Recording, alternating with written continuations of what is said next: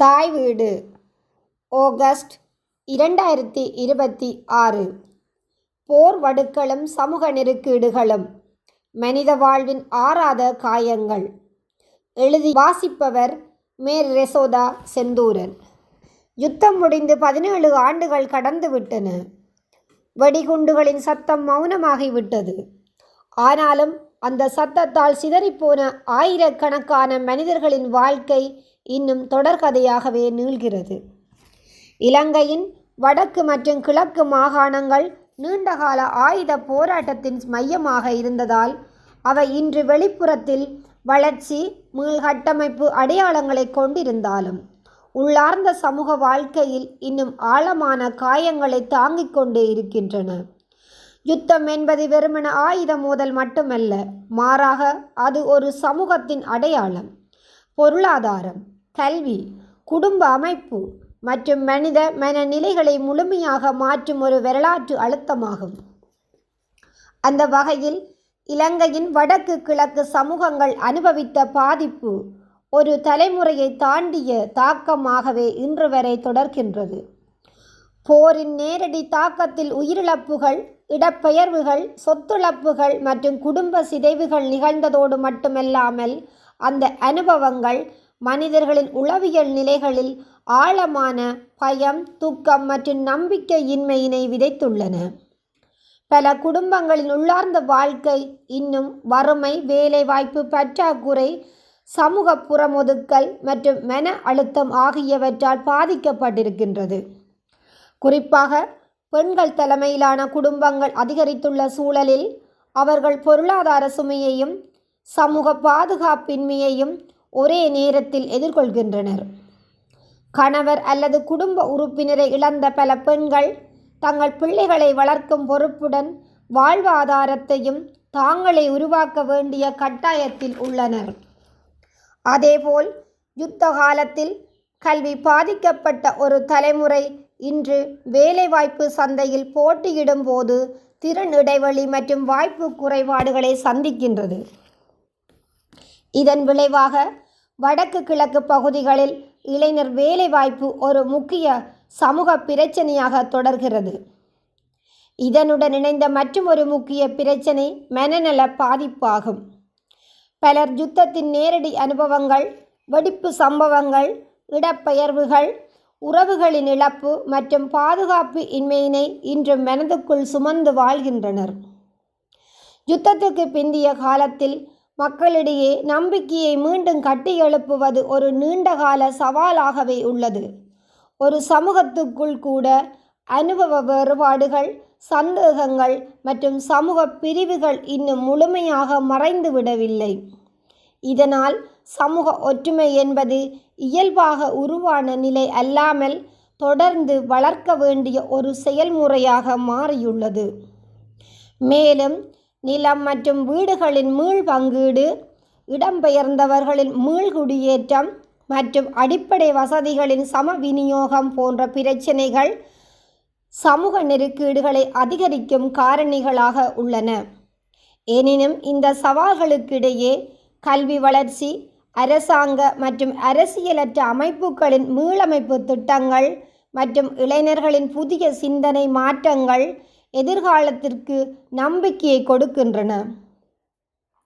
குறிப்பாக புதிய தலைமுறை யுத்தத்தை நேரடியாக அனுபவிக்காததால் அவர்கள் சமூக ஒருமைப்பாடு மற்றும் முன்னேற்றம் நோக்கி நகரும் வாய்ப்பு அதிகமாக உள்ளது.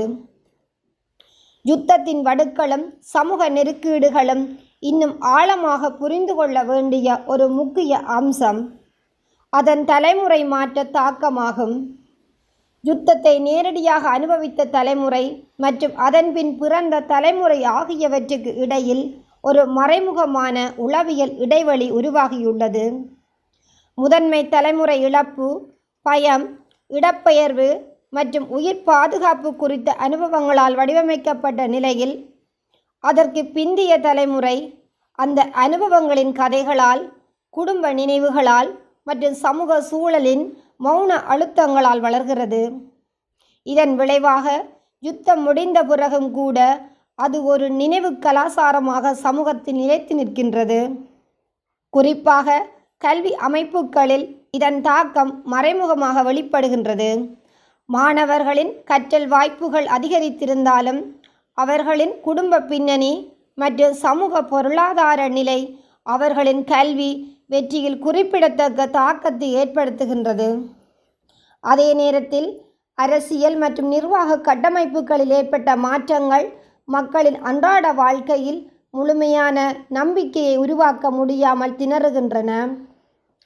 வளர்ச்சி திட்டங்கள் செயற்படுத்தப்பட்டாலும் அவை அனைத்து பகுதிகளுக்கும் சமமாக சென்றடையாத நிலை சமூக நெருக்கீடுகளை மேலும் வலுப்படுத்துகின்றது. மேலும் யுத்தத்துக்கு பிந்தைய சமூகத்தில் உருவாகும் மற்றொரு முக்கிய பிரச்சினை அடையாள மீளமைப்பு ஆகும். ஒரு சமூகத்தின் அடையாளம் என்பது அதன் கலாசாரம், மொழி, மதம், நிலம் மற்றும் வரலாற்று அனுபவங்களால் உருவாகின்றது.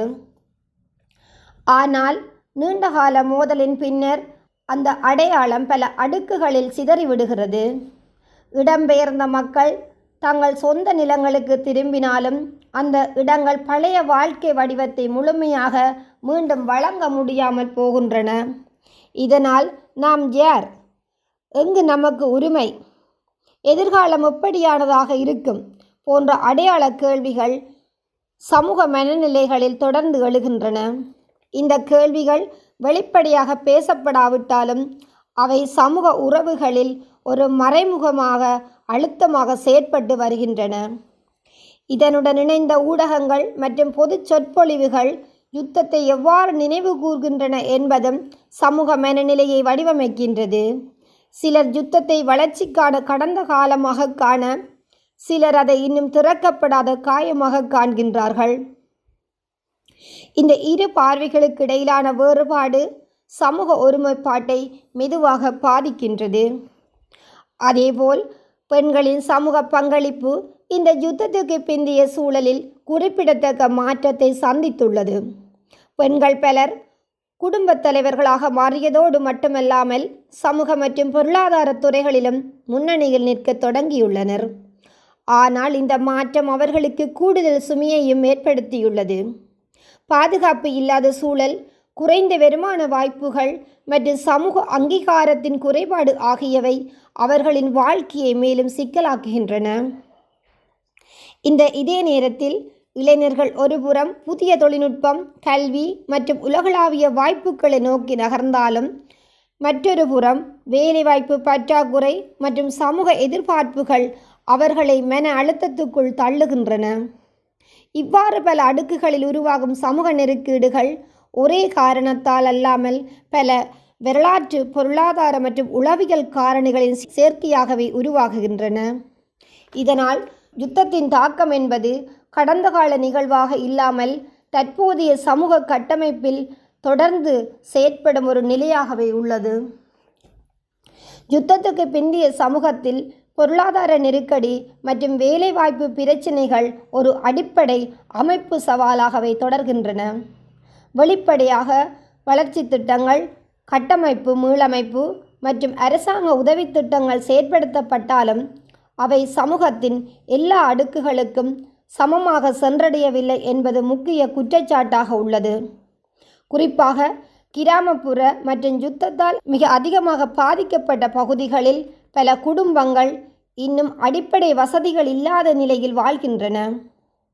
சிலர் தங்கள் சொந்த நாட்டிலேயே வீடற்ற அகதிகள் போல் தற்காலிக குடிசைகளில் அல்லது உறவினர்களின் வீடுகளில் தங்கியிருக்கும் நிலை தொடர்கிறது. நில உரிமை பிரச்சினைகள், மீள்குடியேற்றத்தில் ஏற்பட்ட தாமதங்கள் மற்றும் நிரந்தர வீட்டுத் திட்டங்களின் குறைபாடு ஆகியவை இந்த நிலைமையை மேலும் தீவிரப்படுத்துகின்றன. ஒரு பக்கம் நகரங்களில் வளர்ச்சி காட்சிப்படுத்தப்பட்டாலும் மறுபக்கம் அதே நாட்டுக்குள் மறைந்த வறுமை நிலை தொடர்கிறது என்பது யுத்தத்துக்கு பிந்தைய சமூகத்தின் கடுமையான முரண்பாடாகும். இதனுடன் இணைந்து அரசியல் மற்றும் நிர்வாக கட்டமைப்புகளில் காணப்படும் பாராபட்சம் மற்றும் புறக்கணிப்பு குறித்த குற்றச்சாட்டுகள் மேலும் சமூக நம்பிக்கையை குறைக்கும் காரணிகளாக உள்ளன. உதவி திட்டங்கள், வேலைவாய்ப்புகள், வீட்டு ஒதுக்கீடுகள் மற்றும் மீள்கட்டமைப்பு நிதிகள் போன்றவை சில பகுதிகளில் சமமாக பகிரப்படவில்லை என்ற உணர்வு மக்களிடையே நிலவுகிறது. இது நாம் புறக்கணிக்கப்படுகின்றோம் என்ற மனநிலையை உருவாக்கி சமூக ஒற்றுமையை மெதுவாக பாதிக்கின்றது. நிர்வாக தளத்தில் வெளிப்படைத்தன்மை குறைவு, அதிகாரிகளின் தாமதமான செயற்பாடு மற்றும் அரசியல் தாக்கம் போன்ற காரணிகள் இந்த நிலையை மேலும் சிக்கலாக்குகின்றன. இதன் விளைவாக மக்கள் அரசாங்க அமைப்புகளின் மீது வைத்திருந்த எதிர்பார்ப்பு சில பகுதிகளில் குறைந்து காணப்படுகின்றது. மிக முக்கியமாக யுத்தத்துக்கு பிந்திய சமூகத்தில் பெரிதும் பேசப்பட வேண்டிய ஒரு குழு முன்னாள் போராளிகள் ஆவார்.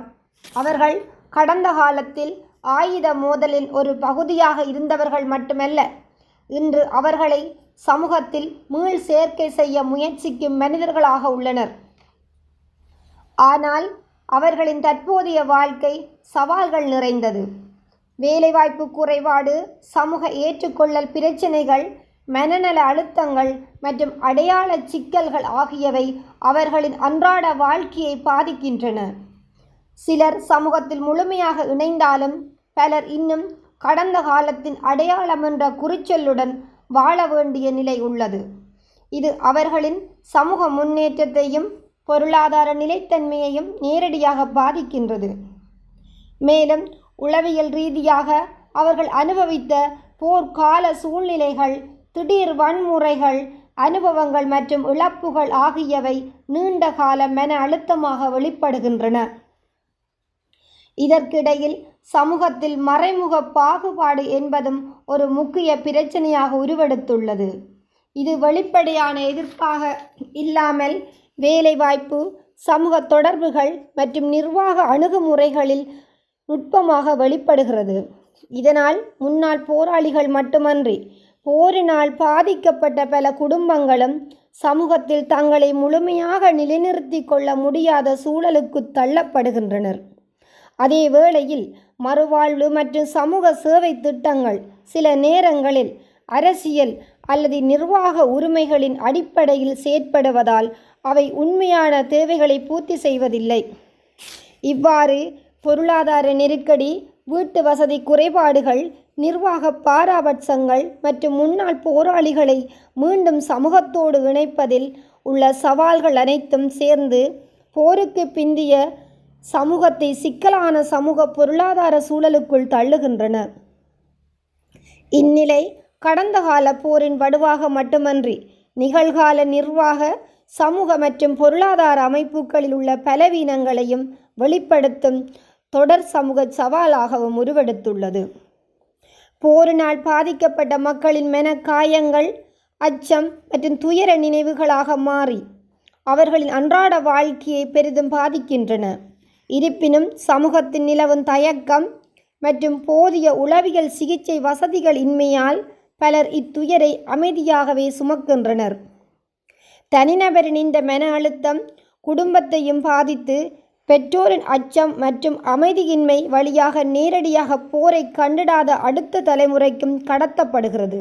இவ்வாறு மனநல சுமையை தலைமுறை கடந்து தொடர்வது எதிர்கால சமூகத்தின் வளர்ச்சிக்கும் பெரும் சவாலாகும். அதே நேரம் வடக்கிலும் கிழக்கிலும் வாழும் இளைஞர்களின் எதிர்காலமும் பல கேள்விகளுக்கு மத்தியில் நிற்கின்றது. உயர்கல்வியை பெற்ற இளைஞர்கள் பலர் தங்களது தகுதிக்கு ஏற்ப வேலை வாய்ப்பை பெற முடியாமல் நீண்ட காலம் காத்திருக்கின்றனர். சிலர் குடும்பத்தின் பொருளாதார சுமையால் படிப்பை இடைநிறுத்த வேண்டிய கட்டாயத்திற்குள் தள்ளப்படுகின்றனர். வேறு சிலர் தங்கள் பிறந்த மண்ணின் எதிர்காலம் இல்லை என்ற விரக்தியுடன் வெளிநாடுகளுக்கு இடம்பெயர முயற்சிக்கின்றனர். இதன் விளைவாக ஒரு சமூகத்தின் முன்னேற்றத்துக்கு தேவையான இளைய மனித வளம் மெதுவாக அந்த பகுதியில் இருந்து விலகிச் செல்லும் நிலையும் உருவாகியுள்ளது. போரில் உயிரிழந்தோர், காணாமல் ஆக்கப்பட்டோர் மற்றும் மாற்றுத்திறனாளிகளாக மாறியோரின் குடும்பங்களின் நீண்டகால துயரம் இன்னும் முடிவுக்கு வரவில்லை. உறுதியான பதிலற்ற நீண்ட காத்திருப்பு அவர்களின் அன்றாட வாழ்க்கையையும் எதிர்கால நம்பிக்கையையும் சிதைக்கின்றது. அதேபோன்று காயங்களால் தொழிற்திறனை இழந்து வாழும் மாற்றுத்திறனாளிகளுக்கு போதுமான மறுவாழ்வு, மருத்துவ வசதி, வேலைவாய்ப்பு மற்றும் சமூக அங்கீகாரமின்மை இன்னமும் முழுமையாக கிடைக்கவில்லை. தன்னம்பிக்கையுடன் வாழ முயலும் அவர்களுக்கு பொருளாதார நெருக்கடிகளும் சமூகத்தின் பார்வையும் கூடுதல் சுமையாகவே அமைந்துள்ளன. இவற்றையெல்லாம் விட மிகப்பெரிய கேள்வி ஒன்று நம்முள் நிற்கிறது. ஒரு நாட்டில் வீதிகள் அமைப்பதும் கட்டடங்கள் எழுப்புவதும் பாலங்களை நிர்மாணிப்பதும் வளர்ச்சியின் அடையாளங்களாக இருக்கலாம். ஆனால் மனிதர்களின் மனங்களில் உடைந்து போன நம்பிக்கையை மீண்டும் கட்டியெழுப்ப முடியாவிட்டால் அந்த வளர்ச்சி முழுமையானதாக இருக்காது. உண்மையான மீள்கட்டமைப்பு என்பது கிரீட் கட்டடங்களை எழுப்புவதில் அல்ல, மனிதர்களின் வாழ்க்கையையும் அவர்களின் கண்ணியத்தையும் அவர்களின் எதிர்கால நம்பிக்கையையும் மீண்டும் உருவாக்குவதில் தான் இருக்கின்றது. யுத்தம் ஒரு நாட்டின் எல்லைகளை மட்டுமல்ல, மனிதர்களின் உள்ளங்களையும் சிதைக்கின்றது. எனவே அமைதியின் பயணம் என்பது ஆயுதங்கள் மௌனமான நாளில் முடிவடைவதில்லை. நீதியும் சமத்துவமும் மனிதாபிமானமும் பரஸ்பர நம்பிக்கையும் அனைவரினதும் வாழ்விலும் உண்மையாகவே வேறொன்றும் நாளில்தான் அது முழுமை பெறும் என்பது உண்மை. இத்தனை துயரங்களுக்கு இடையிலும் மக்கள் வாழ்க்கையை கைவிடவில்லை. இடிந்த வீட்டின் சுவர்களுக்கு நடுவே மீண்டும் ஒரு வீட்டை கட்டினர். பாடசாலைக்கு செல்ல முடியாமல் இருந்த பிள்ளைகளை மீண்டும் புத்தகங்களுடன் அமர வைத்தனர். கண்ணீரை துடைத்து கொண்டு மீண்டும் தொழிலுக்கு சென்றனர். வாழ்க்கை அவர்களை பலமுறை தோற்கடித்தாலும் வாழ வேண்டுமென்ற மன உறுதியை மட்டும் அவர்களிடமிருந்து யாராலும் பறித்துவிட முடியவில்லை. அதுவே இந்த மண்ணின் மிகப்பெரிய பலமாகும். ஆனால் இந்த மன உறுதியை மட்டும் நம்பி ஒரு சமூகத்தை நீண்ட காலம் வாழ வைக்க முடியாது. அதற்கு நீதியும் சமத்துவமும் சமனான வாய்ப்புகளும் அவசியம். மக்கள் இன்று கேட்பது சிறப்பு சலுகைகளை அல்ல, தங்களுக்குரிய உரிமைகளையும் சமமான அணுகுமுறைகளையும் மட்டுமே.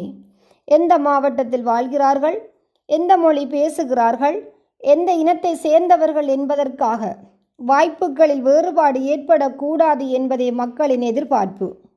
ஒரு ஜனநாயக நாட்டில் ஒவ்வொரு குடிமக்களும் சமமான மரியாதையுடனும் கண்ணியத்துடனும் நடத்தப்பட வேண்டும் என்பதே உண்மையான நல்லாட்சியின் அடையாளமாகும். அதேபோல் நல்லிணக்கம் என்பது மேடைகளில் பேசப்படும் அழகிய வார்த்தையாக மட்டும் இருக்கக்கூடாது. அது மக்களின் அன்றாட வாழ்க்கையில் உணரப்பட வேண்டும். ஒரு இளைஞர் வேலைக்காக விண்ணப்பிக்கும் போது, ஒரு கணவனை இழந்த பெண் அரசு அலுவலகத்தில் உதவி கோரி நிற்கும் போது, ஒரு விவசாயி தனது நிலத்திற்கான ஆவணத்தை பெற அலையும் போது, அல்லது ஒரு மாணவர் தனது உயர்கல்வி கனவை நோக்கி பயணிக்கும் போது, அவர்கள் தங்களை இரண்டாம் தர குடிமக்களாக உணராத சூழல் உருவாக வேண்டும். நல்லிணக்கம் என்பது நினைவு தினங்களில் மலர் வைப்பதல்ல, ஒவ்வொரு குடிமக்களும் சம உரிமையுடன் வாழும் சமூகத்தை உருவாக்குவதாகும். யுத்தம் முடிந்தது என்று வரலாறு ஒரு திகதியை பதிவு செய்திருக்கலாம். அரசியல் அந்த நாளை ஒரு வெற்றியாக கொண்டாடியிருக்கலாம். உலகம் அந்த செய்தியை ஒரு நிகழ்வாக கடந்து சென்றிருக்கலாம். ஆனால் வடக்கிலும் கிழக்கிலும் வாழும் பல குடும்பங்களுக்கு யுத்தம் என்பது கலண்டரில் முடிந்த ஒரு நாள் அல்ல. ஒவ்வொரு காலையிலும் அவர்களுடன் விழித்தெழும் ஒரு நினைவு, ஒவ்வொரு இரவிலும் அவர்களை உறங்க விடாத ஒரு மௌனம். அவர்களின் வாழ்க்கையை புரிந்து கொள்ள வேண்டுமெனில் புள்ளி விவரங்களை பார்ப்பது மட்டும் போதாது. அவர்கள் வாழும் வீடுகளுக்குள் நுழைந்து பார்க்க வேண்டும். சுவர்களில் தொங்கும் பழைய புகைப்படங்களை பார்க்க வேண்டும். பல ஆண்டுகளாக திறக்கப்படாமல் பாதுகாத்து வைக்கப்பட்ட கடிதங்களை வாசிக்க வேண்டும். பதில் வராத கேள்விகளுடன் இன்னும் வாழும் தாய்மார்களின் கண்களை பார்க்க வேண்டும். அப்போதுதான் யுத்தத்தின் உண்மையான விலையை உணர முடியும். ஒரு நாட்டின் வளர்ச்சி அதன் உயரமான கட்டடங்களால் மட்டுமல்ல, அதன் மிகவும் பலவீனமான குடிமக்களின் வாழ்க்கை எவ்வளவு கண்ணியமாக உள்ளது என்பதில்தான் அளவிடப்படுகிறது. வடக்கிலும் கிழக்கிலும் இன்னும் பல குடும்பங்கள் அடிப்படை வசதிகளின்றி வாழும் வரை, ஒரு தாய் தனது காணாமல் போன பிள்ளைக்காக இன்னும் காத்திருக்கும் வரை, ஒரு முன்னாள் போராளி தனது கடந்த கால அடையாளத்தால் வேலைவாய்ப்பை இழக்கும் வரை, ஒரு மாணவர் வறுமையால் தனது கனவுகளை கைவிடும் வரை, ஒரு மாற்றுத்திறனாளி தனது உரிமைக்காக அலுவலகமாக அலைந்து திரியும் வரை இந்த நாட்டின் அமைதி பயணம் இன்னும் முழுமை பெறவில்லை என்பதே உண்மை. அமைதியை பாதுகாப்பது அரசாங்கத்தின் பொறுப்பு மட்டுமல்ல, அது ஒவ்வொரு குடிமக்களதும் பொறுப்பும் ஆகும். ஒருவரின் வலியை மற்றொருவர் புரிந்து கொள்ளும் மனப்பான்மை இனம், மொழி, மதம் ஆகிய எல்லைகளை கடந்து மனித நேயத்தை முதன்மைப்படுத்தும் சிந்தனை. பாதிக்கப்பட்டவர்களை பற்றி பேசும்போது அரசியல் பார்வையை விட மனிதாபிமான பார்வையை முன்னிறுத்தும் பண்பு ஆகியவையே உண்மையான நல்லிணக்கத்தின் அடித்தளமாக அமையும். காயங்களை மறைக்க முயல்வது அவற்றை ஆற்றாது. அவற்றை ஏற்றுக்கொண்டு உண்மையை எதிர்கொண்டு நீதியையும் சமத்துவத்தையும் நிலைநாட்டும் முயற்சிகளே நீடித்த அமைதியை உருவாக்கும். நன்றி.